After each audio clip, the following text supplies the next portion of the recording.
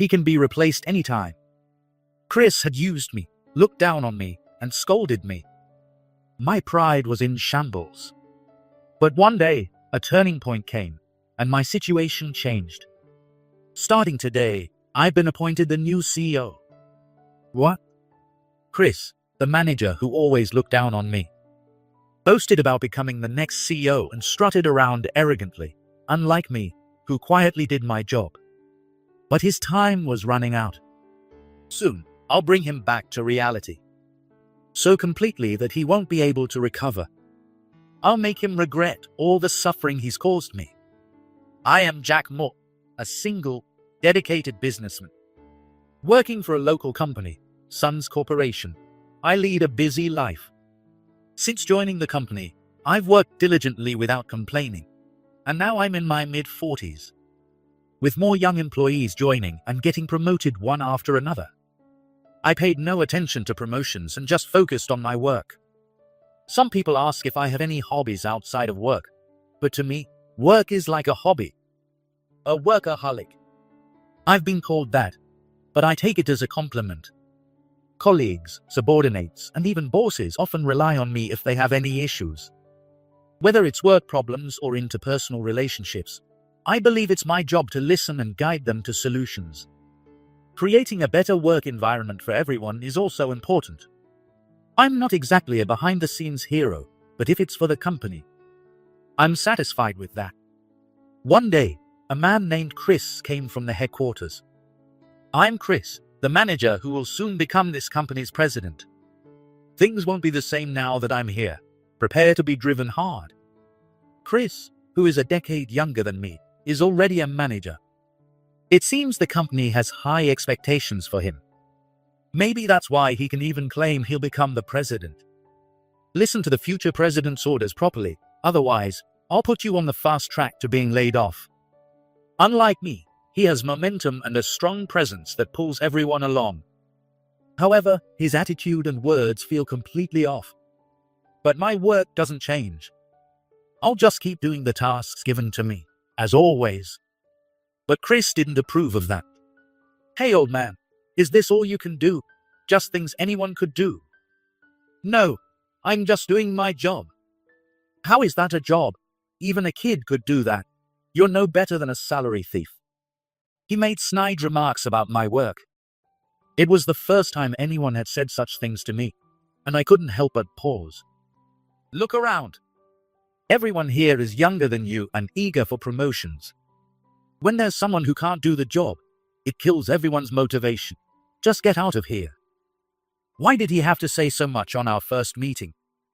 I was just doing my job as usual. Chris would also loudly mock me whenever he had the chance. He called me incompetent, a hindrance, and unnecessary for the company. It was no longer just snide remarks, but outright abuse. Other employees avoided making eye contact with Chris, fearing they'd become his next target. Everyone must have thought the same thing. An awful man had joined the team. From that day on, Chris constantly belittled and reprimanded me. Oh, it stinks in here. This department reeks of old man smell. It's unbearable. No wonder no one can concentrate on work. This kind of task should have been finished yesterday. Stop making me so angry. If you can't do your job properly, we don't need you here. Pack up and get out. Since Chris's arrival, this kind of abuse happened daily, and a dark shadow began to fall over my heart. Even my co-workers started looking at me with disdain. I just took it all without saying anything back. The juniors who looked up to me, my colleagues, and even my boss, all nodded at Chris's words and gave me cold looks. I became afraid to make eye contact with anyone, and everyone at the company became a source of fear. I grew paranoid, wondering if they were bad-mouthing me behind my back. Before I knew it, I couldn't even walk in front of people anymore, and I started to distance myself from others. Naturally, this affected my work, and mistakes piled up. Chris took every opportunity to reprimand me. Each time, my heart would race and sweat would pour from my forehead. Don't spill your filth and dirty the company. At this point, you're just a piece of junk. He said this with a laugh. And I could hear others snickering too. Chris claimed he would train me to be competent and dumped a massive workload on me. While everyone else left on time, I was the only one working late. By the time I finally finished and left the office, it was past 9 p.m. On my usual way home, I passed by a small park that I usually just walked past. This time, I felt drawn to a bench and sat down. With a deep sigh, tears began to flow. At that moment, an elderly man approached me. "You okay?" At this hour, anyone in the park must be homeless. I wanted to be alone. I was about to hand him some money to make him leave, but instead, the old man sat beside me and offered me a handkerchief. The handkerchief was well worn and had holes in it. "Thank you." I wiped my tears with the handkerchief. I thought he would ask what happened, but he just sat there quietly, watching the scenery with me. Then he slowly stood up. "I'm meeting my wife now. See you again," he said and walked away. Clutching the old man's handkerchief, I headed home. My apartment is about a 30-minute walk from the company. When I got to my apartment, I thought about the old man. He seemed to be in his 70s, with white hair, a gentle demeanor, and a kind voice. He was very calm and composed. Who could he be? Looking at the handkerchief, there was nothing to reveal anything about the old man. I wonder if I'll see him again, I muttered to myself. A month passed, and I started meeting the old man regularly. At the same time and in the same park as before. I thought it would be rude to ask too many personal questions, so I didn't. The old man, named Charles Anderson, was in his 70s and still working, though not in a traditional office setting.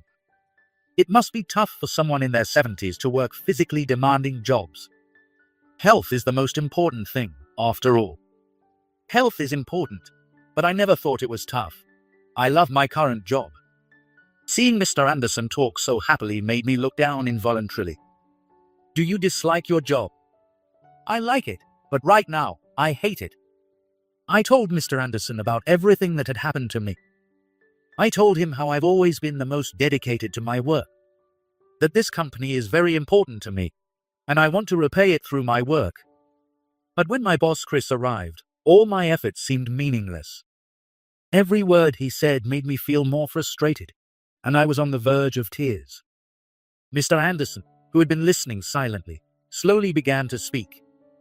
I can deeply understand your feelings, your passion and sincerity for your work, and your love for the company. For the past month, Chris had been dumping a massive amount of work on me under the guise of training. As a result, working on weekends and overtime became the norm. Mr. Anderson continued speaking to me as I looked down. He's a terrible boss. I've worked hard up until now, but it's time to end it. Are you quitting? I didn't respond to Mr. Anderson's question. I checked the time on my watch. I should be going. I'm sorry for burdening you with my troubles. It's a shame. I think you're indispensable to the company. Mr. Anderson's words made me feel momentarily confused. I'm not that kind of person. I muttered softly and left. When I got to my apartment, I plopped down on the sofa. I remembered Mr. Anderson's words. I'm not that kind of person. I sat up and placed a piece of paper on the table. It was my resignation letter. I had written it a week after Chris arrived. At the time, I never thought I would actually submit it. But now things were different. I had made up my mind to quit. If Chris hadn't come, this wouldn't be happening. The next day, my resignation letter was in my bag. It was my last day at work. Good morning, manager. Do you have a moment? I need to talk to you. What is it? Are you quitting? Chris responded nonchalantly. Is that so? Finally made up your mind? I've been eagerly waiting for you to leave. He extended his hand with a big grin, urging me to hand over the resignation letter as I pulled the letter from my bag. There are plenty of replacements for incompetents like you, Chris said. Hearing his words, a surge of anger welled up from deep within me. Who does he think caused all this? I clenched my fist tightly. I will never forgive him. At least one punch to this man's face. At that moment, my phone rang with a call from an unknown number. Hey, it's annoying. I stepped into the hallway to answer the call and was shocked to find out who was on the other end. The person on the phone asked me to come to a certain place immediately. Right now, but... I hesitated and turned around to find Chris behind me. You're not part of this company anymore. Get lost. If I stayed any longer and he said anything more, I might really lose control. Thank you for everything. As I left those words behind, I left the company. I headed straight to the meeting place mentioned on the call. It was the small park. Not here yet. I sat on the usual bench and closed my eyes. Everything that had happened so far flashed through my mind. I had just left the company I worked for so long. No regrets. I kept telling myself this was for the best. You don't look like someone who just quit. Are you having second thoughts? Mr. Anderson. I was supposed to arrive earlier, but I needed some time to prepare. The person on the phone was Mr. Anderson. I just got here too, but Mr. Anderson, what's with the outfit? This. Mr. Anderson was dressed in a high-end suit, looking like a completely different person. I didn't mean to surprise you, but I thought it was necessary for your sake. I couldn't understand what he meant, and then Mr. Anderson said something unbelievable. It left me speechless. The next day, even though I had just quit my job, I found myself heading back to the company. Normally, this would be ridiculous. But this wasn't a normal situation. I had no idea what was going to happen next. When I arrived at the company, got out of the car and walked inside, the employees looked at me with surprise and started whispering. Then my nemesis, Chris, arrived at work. What? Jack. Good morning. What are you doing here? You quit, so get lost. Just seeing Chris made my body tense up. I'm sorry, but it's you who should be leaving. What did you say? Mr. Anderson, who was behind me, interjected sharply. I saw you earlier talking to the receptionist. This isn't the place for that. You seem to think this is a bar or something. What did you say, you? Chris, showing his anger, stormed toward Mr. Anderson with a furious expression. Seeing this, I hurriedly stepped between them. Please stop. You useless idiot. Stay out of my way. Chris shifted his target to me and grabbed my collar tightly. Don't get cocky, you. At that moment, he noticed the suit I was wearing, and his expression changed. Why are you wearing such a high-end luxury suit? A president should dress appropriately, and your way of speaking is far from commendable. What, president? Mr. Anderson looked at me and nodded deeply.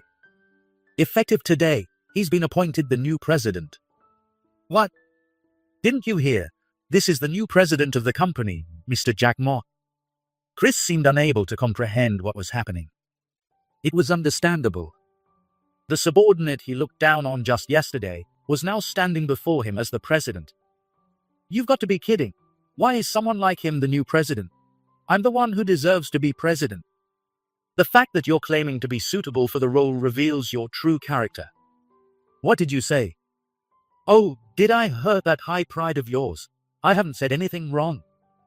Chris's face turned bright red. Mr. Anderson, let's stop here. And Manager Chris. Jack, you. Wake up already. Your arrogant attitude and words are driving people away and causing significant losses to the company. Losses? Why would I be responsible for that? Recently, the company's performance had been declining. And it started when Chris arrived. Why did this happen? The reason is simple. Chris looked down on everyone and treated them like they were beneath him. He acted as if he were the most important person. The employees who worked in that environment grew to despise it, which lowered their motivation. As a result, the company's profits gradually declined. Well, even if I didn't. As a manager, it's your responsibility to keep track of the company's profits daily. Not doing so is inexcusable. It's equivalent to abandoning your duties. I'm not at fault. It's all those incompetent people.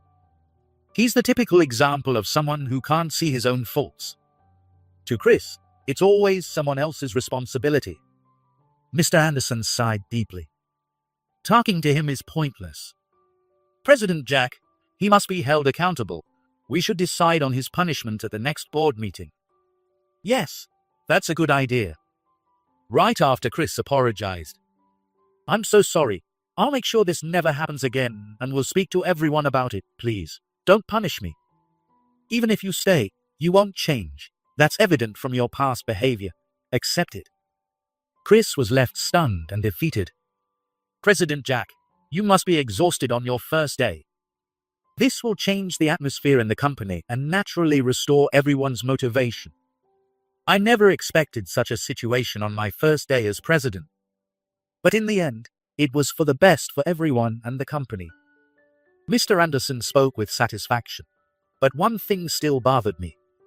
Why me? Why, you ask? There must have been others more suitable for the role of president than me. So why? Mr. Anderson narrowed his white-haired eyebrows. We had decided to welcome you as president for a long time. It was my wife's strong wish. Your wife's? Mr. Anderson began to speak slowly about the past. It was about 50 years ago. At that time, newlywed Mr. Anderson was running around to start a company, and at the age of 20, he established Sons Corporation. With a small team, they gradually expanded the company, increasing staff with new graduates and mid-career hires, and 30 years later, it had grown into a company with over 500 employees. They had set up headquarters in the city and were about to develop further when it happened. My wife had always been physically weak. She couldn't go out, let alone work. I see. But what did your wife do when you started the company? I was always by her side. Mr. Anderson worked as the president while always being by his wife's side. Since establishing Sons Corporation, I left all on-site work to other employees and worked from home. So, although I am the president, I've never shown my face at the company. Only a few top executives know what I look like. No wonder I had never seen him before. I had heard there was a president, but I had never seen his face since I joined the company. People around called me the ghost president. Mr. Anderson laughed as he spoke, but his eyes looked lonely. It was just when we were about to expand. My wife's health worsened. When I turned 50, my wife passed away. The sorrow of losing his wife led Mr. Anderson to overwork himself. And eventually, the strain took its toll on his body. Even working from home, my body couldn't handle the stress. He cut back on sleep and handled all the work by himself. The burden was immense. Mr. Anderson shared these memories slowly. After losing my wife, my body and mind were not in good shape. I should have known that pushing myself would only make things worse. It's pathetic. In that case, shouldn't you have appointed someone else as president earlier? Why wait until now? Mr. Anderson began to explain why he chose me as the president. It all started when I told my wife about you before she passed away. At that time, I had just graduated high school and wanted to work instead of going to college. I was never interested in academics and was eager to start working. Then I heard about a job fair by Sons Corporation, a popular real estate company, and immediately applied. The person in charge explained everything very clearly and thoroughly. I felt that the company had a bright future, and so did my own future if I worked there. I decided on the spot that I would work for this company.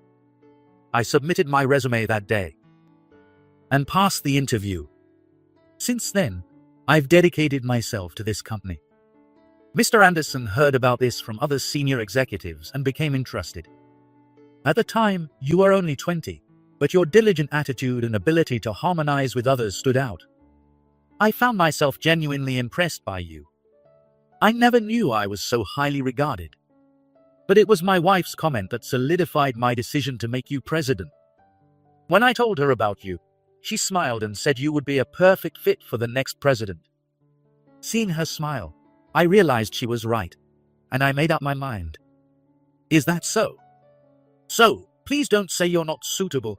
You are undoubtedly the right person to be president. I feel a renewed sense of responsibility. Just as I finished speaking and invited Mr. Anderson to go, I heard a faint voice from behind. You'll pay for this.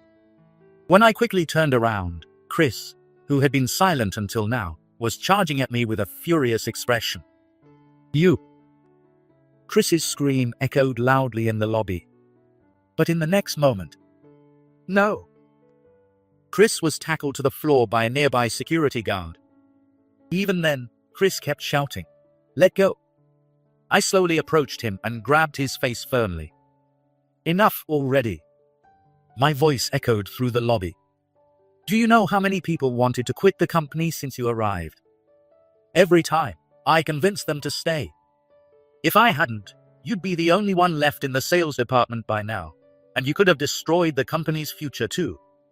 Seeing me furious for the first time, Chris was completely deflated. "Everything I said is true. You caused a decline in sales, and you will be held accountable." Chris, looking devastated, was led away by the security guards, who held him by the arms. Chris was taken away by the security guards, severely reprimanded, and then released. The next day, after discussions with the top executives, Chris was fired due to his past behavior and significant drop in profits. Mr. Anderson informed me that Chris, unable to find a job, is now living on the streets. Despite earning so much, he has no savings and scavenges food from restaurant trash cans to survive. With his high pride, Chris is unlikely to succeed in any future job. Regardless, a bright future does not seem possible for Chris. As for me, since becoming president, my days have been busier than ever. Although my days are filled with work, this busy lifestyle is perfect for someone like me, whose hobby is work.